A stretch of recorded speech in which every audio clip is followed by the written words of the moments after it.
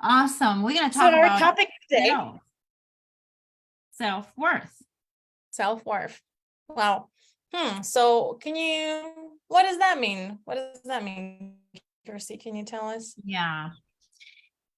Well, self-worth. Let's talk about self-worth versus self-esteem, because those are Okay. kind of two different things. So we can have self-esteem, but not have self-worth. That's one perspective Okay. that I would love to bring in today. So you can be very popular, maybe in your school as a kid. I was very popular. I was actually excelling in school academically, and we had a lot of competitions, very often running competitions, skiing competitions, and I was very good at those. I was always first or second, and that was boosting my self-esteem. But I didn't feel worthy inside. And that was actually showing up in very interesting way, even in my elementary years in school, because you know how little kids are, they're like, yay, go, go, go, Claire, I'm so good. I did not want anybody to say that to me. I was getting upset when I was getting that attention. But I still was very good at, and I was ambitious. So my self-worth did not actually match my self-esteem. So the self-esteem was coming from the accomplishments that I was doing to actually boost myself to feel more worthy, but it didn't work. It never works, because the self-worth is actually something deep inside of us that we know, that no matter what we do or accomplish on the outside, we could be living on the street and have self-worth. Okay. Because we have that in the inside. It's built on the inside. The knowing that you are enough. You know how the movement of You're Enough came a few years ago from, I think, Marissa Peer from Mind Valley started talking about that, and how she was coaching people, and all she needed to tell them was, you're enough. And they just had this huge epiphany. Wow. Of yes, so Wow, I healing. didn't know about that. That's interesting. I actually just joined a Marissa Peer course in my Mind Valley app, but I haven't started it yet. So now I think I'm going to start it right after our call. That's amazing. Yeah. Yes. So Okay. what kind of experiences do you have about, what would you bring to the table at this point? Okay, so what I believe is that whatever we have or don't have in our lives is directly linked to our self-worth. So to give some examples to sort of explain what I mean. So for example, the job you have, like maybe you have your dream job, or maybe you're a janitor, and you can be very happy being a janitor, but maybe you're not so happy being a janitor. You could, the relationships you have, like, are you with the amazing man or woman that you love so much and they treat you like the king or the queen you are? Or are you with somebody who's abusive, who dismisses you, who doesn't validate you, who talks to you like you're just, like you're not very intelligent, or, it's, some people even find themselves in abusive relationships, and it's not to say that it's their fault, but I know people who would never ever find themselves in a relationship like that, just because of who they are, just because they meet somebody and they immediately know, like, this person is worth my time and my attention and my love, or like, I don't like the way you talk to me, get out of my, like, I love myself enough to know that I don't want to waste time being around you, because I don't think you can treat me the way I want to be treated. Like, I'm just not gonna tolerate it, Mm, right? mm. You know, I love the I'm not nugget. Oh, sorry. gonna put up Are with you, this. can you And it's repeat? the same, it's the same job. Yes, sorry, is my I think you were cutting off. Yeah, okay. can you repeat the last sentence? So what was I saying? Yeah, I was saying that, there are certain people that I know, and they just have such high self-worth. You just see that from them, the way they talk, the way they interact with people, and the way they accept or don't accept things, right? And I just know, just by, just knowing how they be, I know that they would never find themselves in an abusive relationship, for example, because they see how the person is, and they can know, like, oh, like, I do or don't like the way you talk to me. Like, I can sense it. Like, it just doesn't feel good enough to me. And my standards are high. So, like, if I don't feel good, if I don't feel valued by you, if you don't light me up, if you don't contribute to my life, to a certain point, like, I just don't even want to waste my time and energy on you. I don't want to give you my love, because I don't think that this is a good investment of my energy, of my love. And I don't think you Mm. can treat me the way I want to be treated. Yeah, there's this piece that's coming So they through. will never even start a relationship like that. Yeah, I was going to say that there's this piece that's coming through to me of what you're saying. We all have a communication within ourselves. We all have this self-talk, and that's in it's in straight alignment with our self-worth. And like you were saying, there's a person who comes and talks to you in any kind of way. If you have a higher consciousness of a loving self-talk to yourself, you're going to recognize that, this is out of alignment. He or she is not talking to me in a way that I talk to myself. My higher self is talking to me, But then again, if you don't have that worthiness piece, you align with you. Okay, for example, me. So I've had childhood trauma. So my self-image got misconstrued. So my self-talk was full of doubt, fear, even self-hatred, and horror, misconceptions. And so when somebody talked to me from those places, I was aligning with it because I was talking to myself like that. Yeah. However, if somebody else comes and talks to me from the higher self, I couldn't align to that because I had not found that dialogue of love to myself. So yeah, this deep stuff, huh? Yeah, so you're touching on something good here, because I was talking sort of about, when we have high self-worth, and when we encounter situations that are below our self-perceived worthiness, we say no to it, because we're like, this doesn't feel like something that I am worthy of, like, or like, this doesn't feel like something that's worthy of me, I guess, right? But exactly as you say, like, it's also the other way around, right? So I had this experience, right? I manifested this opportunity when I was working as a private residential tutor for a royal billionaire family. And, I manifested this because at that time I felt like, like, I'm an intelligent, educated individual, and I can totally do this. I've done this, I've taught kids, and I know I'm a great teacher. And I thought, I had that self-worth, right? I was like, I can pull this off. I deserve something like this. And so I got this opportunity out of nowhere, right? It just landed like that. And everybody was like, how are you feeling about that? Like, you're going to be meeting these like wealthy, worthy people. Like, and I was like, it's cool. Like, they're people, I'm a person, like, I know I'm great, it's going to be fine. Like, I'm not like intimidated or like all crazy, you know, I don't really care about famous people or whatever. You had All this high stuff. self-esteem. And You but had then I confidence and high self-esteem. Yeah.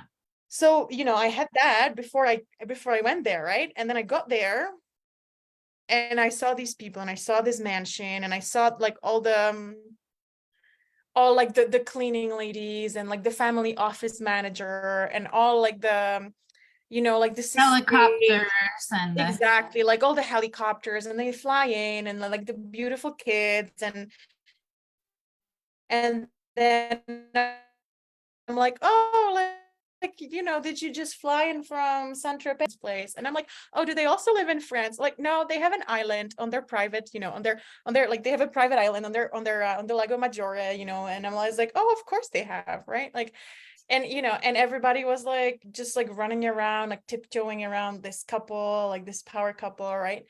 And I just felt like I was shrinking, you know, like I was becoming smaller and smaller and smaller and smaller.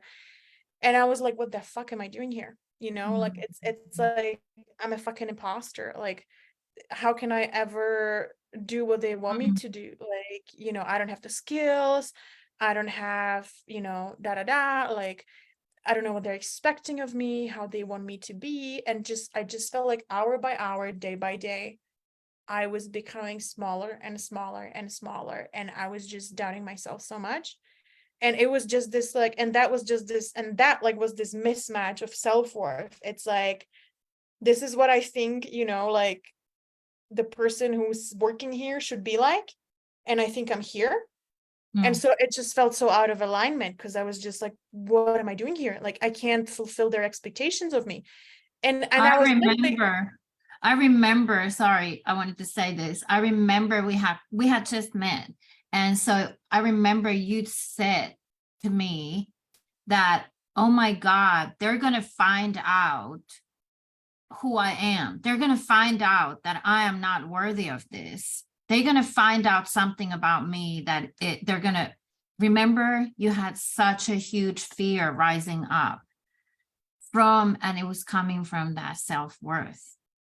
I don't remember that, but that, you know, I definitely did. I was struggling. Like it was, and I mean, I was Mhm. also struggling in that situation because of different things. Like on one hand, I was like, you know, there's like all these parts of me which were like, I'm, you know, I'm not worthy of this, like I'm not good enough, I'm not experienced enough, da da da. I don't know if I can do what they want me to do. But on the other hand, there was this like, you know, they're like the way I was treated was also really not good. But because I had so much self-doubt, I was like, maybe this is all I deserve. Like, you know, maybe I don't get to ask for, you know, decent human living conditions and a reasonable schedule and you know, a way to do groceries or be fed. Like it was, yeah, anyway.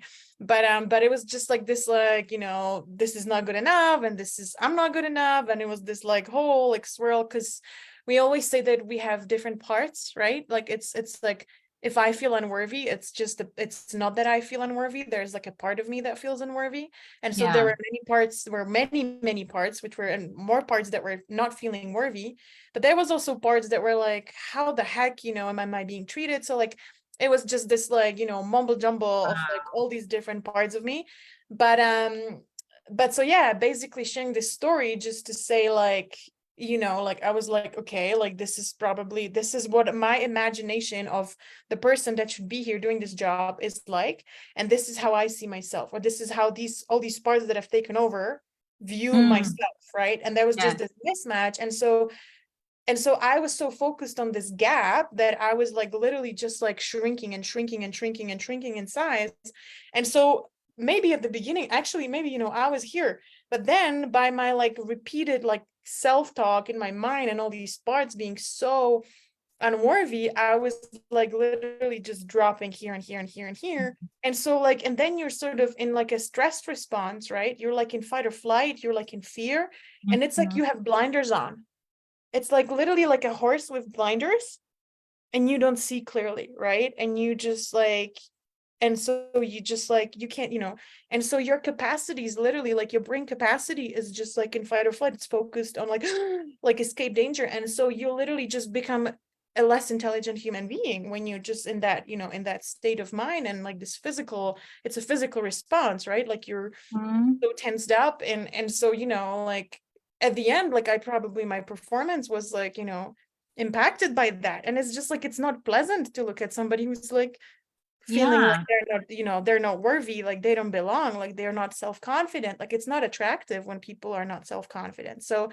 So at the end, like this thing ended very quickly. Actually, it ended within 2 weeks, and it was, a different confluence of things. And also, like, they decided like they didn't want to homeschool the kids anymore because it was after COVID. And so there were many different things, but like I definitely believe that me and my own self-worth has played a huge role in how this situation ended. Because had I yes. been my confident self, like things would have been going smoothly. But if you're like, I don't know what to say, like, I don't know how to handle the situation, like, they're just like, who is this person? That's not I think professional, right? If you're doubting yourself, like it's not very, it doesn't make a good impression, basically. Even if you don't say it out loud, like people see it. And so it's like yeah, everything is sort of connected, right? it's a beautiful example of the self-esteem and the self-worth. And, we were in this little group at the time, and we could, I mean, from the outside in, we could see it. Like you went in there with confidence, and we all celebrated you, and it was amazing, like this high energy. And then, ooh, little by little, just like you're explaining, the self-talk started coming through. And, our vulnerability in our group was so open and so beautiful and huge. So you were communicating from those broken parts. Like you said, well, I don't remember I said that, but, you were in those broken parts and you were openly communicating to us. And but it's just the beauty of that. Like we can manifest, our self-esteem can manifest Mm-hmm. a lot of stuff. And I'm Absolutely. sure, we have some viewers who have experienced, you might have, landed with an amazing job or an amazing opportunity, just to so-called self-sabotage it because of the self-worth is not matching into that. Yes. And those times, we can, if we're not aware, if we're not conscious and understand some of these energetic things, we actually can, blow that, so to say, blow it up. But if we're very aware, we can also grow with it. Like I have an experience. Mm-hmm. I grew with mine, but mine wasn't like a huge thing like this. Like yours is like out of this world experience, like, okay, royal family, what the heck? So, but mine, I met I manifested a client out of the blue. So I'm life Mm-hmm. coaching. And so I manifested a parenting client, and I had not done any parenting coaching. So my energy was like, okay, yeah, okay, that's good. That's good. But my self-worth was here, like, no, we can't do this. No, Kirsi, you're not going to be able to. And I waited for weeks and weeks to respond to that email, because Mm-hmm. I was contacted by email. And we had some conversations at that Mm-hmm. time, but I decided that I'm not going to respond to this email from this place. So energetically, I was sitting with it. Me and you were sitting with it. We were talking about it. And we were just, and you were holding space for me. I was crying. I was like, I just feel like this resistance. I can't do this. So I decided to not respond at all. So I waited for my self-worth, that energy, to start clearing out those conditioned beliefs that I'm not worthy, because I realized that, hey, this is a part of me that feels unworthy, that is really actually not true, that I am worthy. If this has come to me, then I am totally worthy. So I'm just going to wait till my inner parts align to that. And so I did. And what has come out of that is is so beautiful. Just today, I actually got a review from that same person who just reviewed, because I've been coaching her and her husband now for the past 3 months. And this situation happened a year ago. So that was just our initial contact. But what has come out of it is fruit hanging on the tree, because I waited for that self-worth to come. So it can also be, it can be an amazing opportunity for our inner growth when we are conscious and understand what goes inside of us and have support, like we so often talk about. We have support, not somebody tell you, didn't tell me what to do. You didn't say, Kirsi, you need to go and do that email now. Don't you understand? You're worthy. You know, hey, you didn't boost me up. You're just like, hey, let's just sit with this. I'm right here. You're not alone. You were giving presence to those broken parts. You were giving acknowledgement to them that they had never had, and never had that presence from somebody outside, and that acknowledgement. So you were saying to me, I see you. I see your broken parts there. I'm right here. Everything's good. You are worthy. Just by being there and accepting those parts to be alive. Yeah. That's beautiful. And so I just want to say also, like, now we're sort of weaving in, right? Like now it comes to what the topic from last week. Last week, if you haven't watched it, we talked about patience and how that can serve us.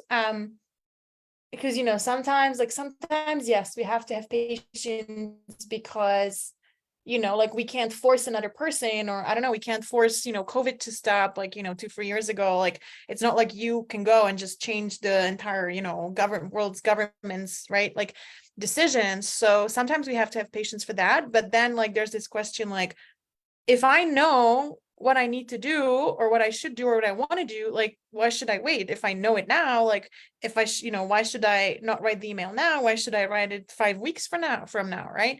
And this is where this is what we're talking about, right? Like it's allowing yourself to have the space for whatever like alchemy, process needs to happen, like whatever energy, whatever emotion, whatever part of you, whatever self-doubt, whatever, like, yeah, like that self-talk needs to metabolize.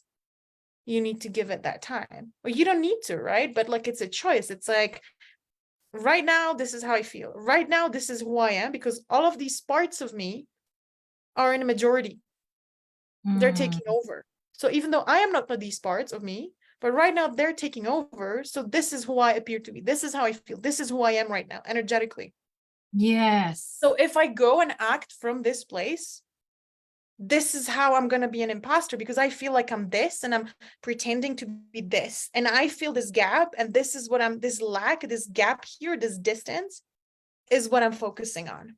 And I just can't stop focusing on it because it's so present in my mind. It's like, I'm an imposter. Like there's this gap, like, but I see the gap, like let's patch it. But you're still focused on the gap. And so they'll be like, this is icky. Like, you don't have the, like, and then start feeling it. Like, you doubt yourself. So I'm doubting you. Like, you don't have the skills. Okay, I made a mistake. Actually, I don't want to work with you. Goodbye. Right. And the other option is, I feel, okay, this person is presenting me an opportunity. I feel overtaken by my parts who are doubting me, right? I don't feel worthy of it. Or like right at this moment, I don't feel worthy. Maybe logically I know I'm worthy, but right now I don't feel worthy. Yes. So what I choose to do is I give myself time. I give myself time to close the gap of how I'm feeling now and how I know I can get myself to feel. Because I know I have the skills, but right now I'm full of self-doubt. So I'm going to sit with this so patiently, and I'm just going to allow for all these little parts to come up and all these emotions to come up. And Kirsi was saying, right, like, she was sitting there, like she was in like, I mean, I hope you don't mind me sharing, Kirsty, like she was I don't really, there mind. was a moment she was in deep despair, right? She was just like, I don't even know why, like I just cannot put my fingers on the keyboard and send that bloody email, right? Like it was just impossible for her. She was just like, no, like Mhm. it's like she wasn't, but like all these parts inside of her head were screaming like, no, like I can't do this, like I don't want to do this, like I have so much resistance, and it's Mhm. just everything in you wants to prevent you from doing that, because all these parts are screaming like, you're an imposter, like don't do this, because they're gonna find out that you're an imposter and you don't Yeah. deserve this, right? And You're so, gonna but fail. You're gonna fail. You're gonna destroy something. You're gonna be laughed at. It's gonna end up bad. There's so much fear and confusion and stories that go around those parts. yeah. Mm. So what we did, we sat with that, and as much as it was painful, and as much as it was unpleasant, and as much as it was difficult, and all that, like you should have seen her. Like once she went through that nasty process, right? Of like, and these processes can be quite nasty. And so this is why I Mhm. always say, like, find Mhm. some support. Don't do this alone. Like get support, get a coach, get a community, get, Yes. your partner on board, like talk to your friends, be like, hey, do you want to be my like accountability partner? Find a community, like join a group program, go to therapy, I don't know, but like reach out to us, right? Like just it's really a whole different story if you have somebody to support you. And so she Yeah. went through that process, and you should have seen her afterwards. Like it was like a week later, and she's just like, boom, like she emailed that lady, and like she like got back to her, and she got like, I don't know how many people on board. And it's like, I have a whole network of parents here, and like this school and this and that. And can you like coach this person? And like the mom is like, I don't know, like a psychologist herself, but they need help. So like, Kirsty, we need you to help them with their kid. Mhm. And she's like, Jesus, like they're like psychologists themselves, and they're coming to me as like their last resort. And but Kirsty was like so gracious, she was like, yeah, like I can help them, because she's gone through that process, right? Yes. She closed the gap. She was like, now she knew, she was like, I'm worthy of that, like I have the skills, I've the experience, I know, like I can help them, right? But nothing changed. Like she didn't do any course, she didn't do, she didn't go and see somebody who like pumped some, I didn't go and pump some self-worth to her, like I didn't talk some reason Mhm. to her, because that doesn't help. Like if you have all these emotions and somebody's like, you're good enough, you're like, okay, I'm good enough, but like it doesn't feel right, it just feels fake, right? Yes. So she didn't go, Yes. and nothing changed in her skills, in her experience, in her outside world, nothing. Yes. That's is so true. And I want to just kind of subtly introduce us to our next week's subject, the upper limit problem. Mhm. Oh, that's So, gonna be so good. yes, so I was definitely hitting my upper limit problem Mhm. right there. And the only way, to close that gap, like you're saying, is to accept where you are. But our system, our brain is geared to take us from there and say, you're not here, you're not here, you're not here. I'm going to protect you from this terrible emotional drama here and this storm. Let's go there. Go and learn some more and tell yourself you can do it, or just turn away and let it go. Don't even go do something else, but to accept where we are is the courageous thing to do. And like you're saying, that's where we need support. I believe I could have never done that by myself. There was too much horror in my system. There was too much fear. There was too much energy just trying to find its way out, but didn't have no way out. And I felt so uncomfortable. Mhm. But to have that person from the outside to hold space for me, hold that energy, telling me, that inner child in me, that you're safe. It's okay. I'm here.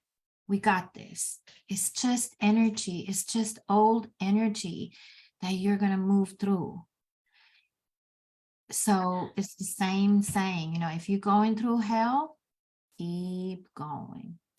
You can't pretend it away. When you're going through that valley of the shadows of death, you cannot fear in going through it. But to be able to be in that place, you're going to have support. That's why, I'm bringing in the Bible again, like the word, the living word says that, we need people around us who walk alongside with us because we are connected. We're not geared to be by ourselves on these journeys. Mhm. Yeah, we need support. Yeah. So, absolutely. Yeah. Mm. Yeah, so that wow, those were some really good examples we got there, huh? So I think they're really self-explanatory, but yeah, I guess just sort of to go back to that, and I guess we're going to continue talking about this next week, like you just said, about the upper limit. But so what I was saying earlier about, how I believe that everything in our life is a reflection of our self-worth. So I believe we have something, so like the upper limit is sort of like our tolerable maximum. And we also have a minimum, right? So it's like, if I have a very low minimum, it's like maybe I'm gonna be, like everybody has a different minimum. Like for some people, it's okay to live in a very bad apartment, sharing with a lot of people, but as long as they have a house, that's their minimum, having a house, right? For some people, maybe even like living in a tent, living on the street is their minimum. Like it's okay. For other people, they would never ever be okay with that. So they would find a way, even if they found themselves on the street, like they would just find a way, because for them it's so unacceptable. Like they will find a way like that. For somebody else, living in a villa somewhere is their minimum, right? Because they've been working through their whole lives, like maybe they were born with a silver spoon or whatever, and they could just never accept any less. But maybe they've been working so hard, and maybe once they even been on the street, and then their minimum raised to having a room somewhere or sharing a room somewhere, and then maybe it was having a little house, or like having a little apartment, and then maybe they raised it again, and like now they're not going to accept any less than a villa because they've worked their self-worth up to it, right? And the same with jobs, right? And that's why also, like, that's why it makes so much sense when you start out, people who have careers and then you progress slowly. It's not even so much, of course, it's also about the skills, but it's also about your self-worth. Because imagine if you're straight out of school and somebody gives you like a really incredible, like somebody makes you a manager. And like, what is that going to do to you? Like, unless you have such good self-worth and you have the skills and you just feel completely okay with it. But I think for most people, it's going to be very jarring, right? Like you're a student and all of a sudden you're a manager managing a team. Yeah. So usually it's not going to go very well because your self-worth, like you still see yourself as a student. Like you need some time to work, to work on your self-image, basically, like the way you see yourself. So, first you get a job, or first you're an intern, and then you become comfortable. It's like, oh, like I am worthy enough to speak to my bosses. Like I'm worthy enough to bring ideas to the table. Maybe I don't feel worthy enough yet to be paid money because I'm an unpaid intern, but I'm starting feeling worthy, like, being heard and Yes. making suggestions. And then they offer you a job, and then you're like, oh, wow, like I am worthy enough to have this kind of a salary. And then you stabilize that, right? So that's the important thing, like you stabilize that, and it's like that's your new minimum, that's your new self-worth. And then Yeah. the next thing, they offer you something. Like every time at the beginning, it's going to be a little bit like you're going to feel a little bit like freaky about it. It's like, do I really deserve this? Like I don't know how I feel about this. Like I'm a little self-conscious, am I going to say something stupid? But then you get used to it and you stabilize it, right? And then they offer you the next thing, and then they offer you the next thing, and it's always like in little increments. And so it's not so jarring for the system. But if you go from a student to like a manager, like you'd Right. better get a lot of support. Like it's not Yes. impossible. And people It's call it like quantum leaping, but it's you need to really work on your system to be able to hold so much energy, right? that's it. I was just going to say that it's really the amount of energy that's coming. And Yeah. most of us cannot just all of a sudden work. Blasted. Um, You're just yes, blasted. like Your million, system like, can't take it. yeah, somebody who wins in a lottery or Yeah. some other kind of raffle like that, huge amounts of money, they come It's- crashing down because they just cannot metabolize that energy that comes through. Yeah. You know, we only have a few minutes, but I would love for us to just kind of give our audience a little nuggets of how we can get conscious of, first of all, where we are with our self-worth. So, and then how to start energetically, subtly increase our self-worth. Mhm. So if we just close our eyes and just go into our body. So going into your body, you can just feel your feet on the ground. Feel the seat where you're sitting. You can just put your awareness, your thought to your right hand. You can start feeling maybe warmth or tingling in your right hand. So now you're starting to land into your body. Let's just play a little bit. Put your awareness to your left hand. Yeah.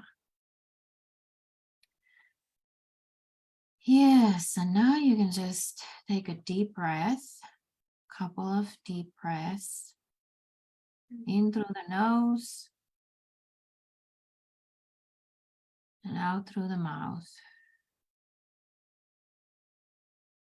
Just feel the very insides of your system. You can go home, wherever the home feels like in the inside.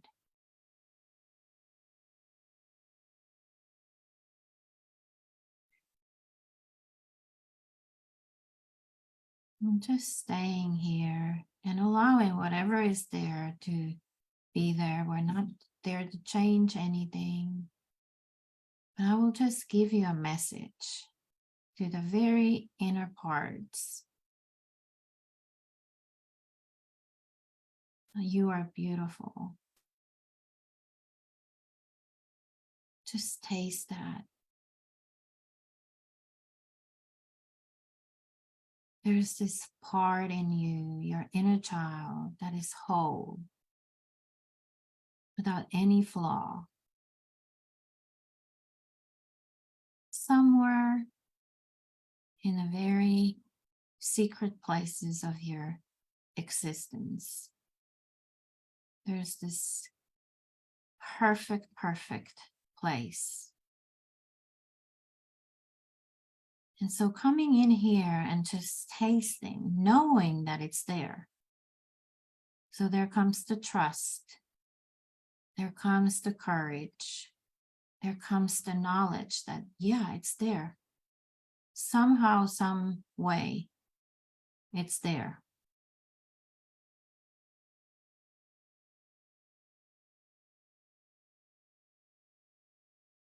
And the more you get connected to that place, whether it's very, very small, whether it's even a place that you cannot but hear my voice and just hear these words and just let them carry you somehow into that knowledge. Maybe you don't even experience that, the depth of that place, but just hear the words and know that is so. It's the truth. That's all the awareness that you need right now. And if you visit that place, little by little, subtly, like Claire was telling us, subtly, that place of worthiness becomes more and more aware to you, to your outer self. And you start experiencing it more and more, tapping into it. It's like a new meal that is being introduced to you. You don't know how it tastes like, but little by little, your taste buds get used to it and you start loving it.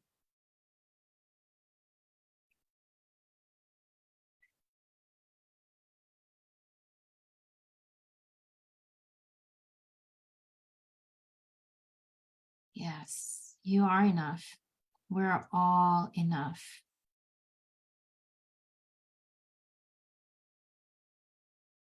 You can just slowly start opening your eyes,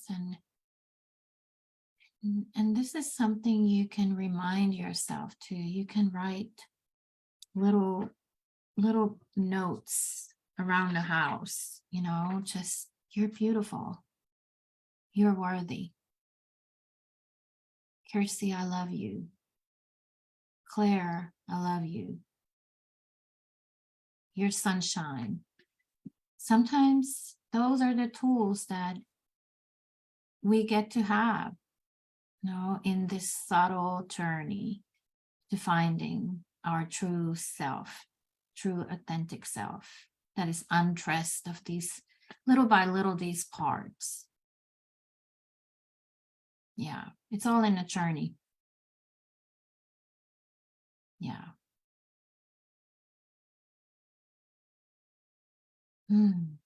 Amazing. I put my Thank you so glass much, on. Kirsi, for that. It's getting so bright here. Beautiful. All that self-worth, huh? Mm-hmm.